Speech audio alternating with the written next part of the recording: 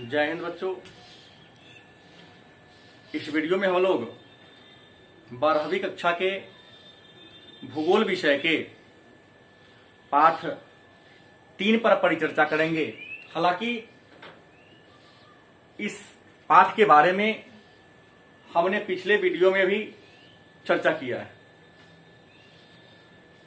आज के चर्चा का विषय होगा जनसंख्या, मतलब लोगों की संख्या को जनसंख्या कहते हैं और बसाव के आधार पर जनसंख्या को 2 वर्गों में बांटा गया है।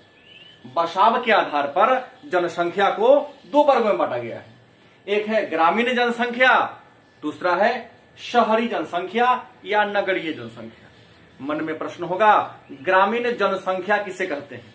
तो गांव में निवास करने वाले लोगों की संख्या को ग्रामीण जनसंख्या कहते हैं और शहर में या नगर में निवास करने वाले लोगों की संख्या को हम नगरीय या शहरी जनसंख्या कहते हैं।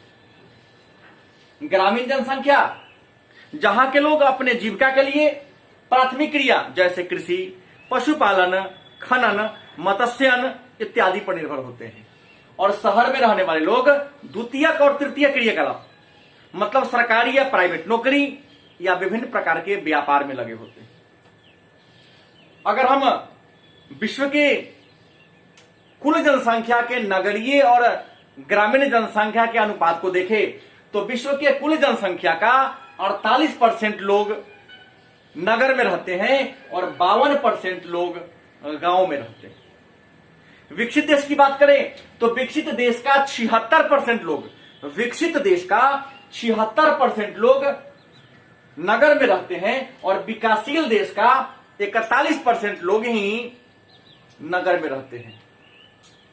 और महादेशों की बात करें तो महादेश में ऑस्ट्रेलिया महादेश में नगरीय जनसंख्या 90% है, उत्तरी अमेरिका में 81% है, यूरोप में 73% है, एशिया महादेश में 47% है और अफ्रीका महादेश में मात्र 40% लोग ही नगर में निवास करते हैं। मतलब सबसे अधिक नगरीय जनसंख्या ऑस्ट्रेलिया महादेश में और सबसे कम नगरीय जनसंख्या अफ्रीका महादेश में निवास करती है। विश्व के प्रमुख देशों की बात करें तो सबसे अधिक नगरीय जनसंख्या वाला देश जापान है, जहां 93% लोग नगर में रहते हैं। दूसरे नंबर पर स्वीडन है, जहां 86% लोग नगर में रहते हैं। तीसरे नंबर पर कनाडा है, जहां के 82% लोग नगर में रहते हैं। इंग्लैंड के 82% लोग नगर में रहते हैं और अमेरिका के 81% लोग नगर में रहते हैं। भारत की बात करें तो भारत के मात्र 31.2% लोग ही नगर में निवास करते हैं। शेष 79% जनसंख्या गांव में निवास करती है।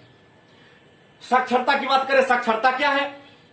तो 15 वर्ष से ऊपर का जो व्यक्ति 15 वर्ष से ऊपर का जो व्यक्ति किसी एक भाषा को पढ़ना और लिखना जानता है उसे हम साक्षर कहते हैं।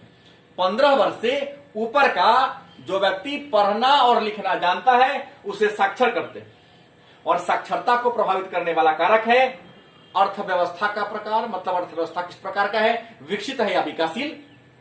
क्योंकि विकसित अर्थव्यवस्था में साक्षरता का दर ज्यादा है और विकासशील में कम है।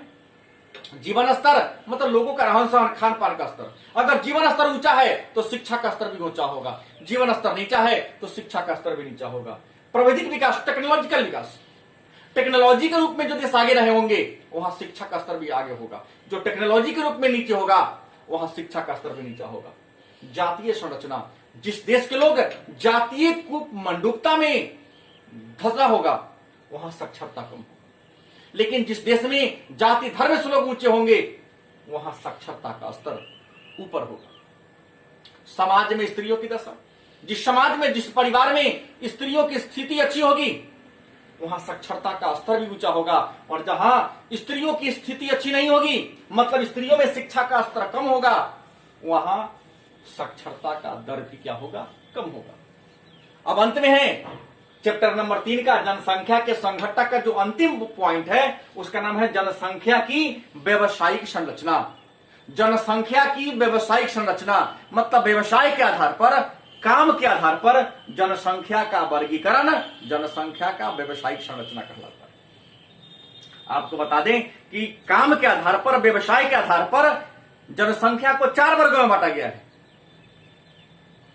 क्रियाकलाप के आधार पर, मतलब जितने भी कार्य हैं उन कार्यों को 4 वर्गों में बांटा गया है। पहला है प्राथमिक क्रिया, द्वितीय क्रियाकलाप, तृतीय क्रियाकलाप, चतुर्थ क्रियाकलाप। मतलब कृषि, खनन, आखेट, मत्स्यन और पशुपालन। आखेट का मतलब होता है शिकार। कृषि, खनन, आखेट, मत्स्यन और पशुपालन, इन क्रियाओं को सम्मिलित रूप से हम प्राथमिक क्रियाकलाप कहते हैं। उद्योग और व्यापार को द्वितीय क्रियाकलाप कहते हैं। सेवा मतलब नौकरी, चाहे सरकारी हो या प्राइवेट हो, परिवहन, संचार, बीमा, बैंकिंग को तृतीय क्रियाकलाप कहते हैं। और चिंतन, शोध और विचार को हम चतुर्थ क्रियाकलाप के नाम से जानते हैं। तो ये था हमारा भूगोल का तीसरा नंबर चैप्टर, जनसंख्या और उसके संघटक। चैप्टर नंबर 4 के बारे में चर्चा हम लोग अगले वीडियो में करेंगे। धन्यवाद।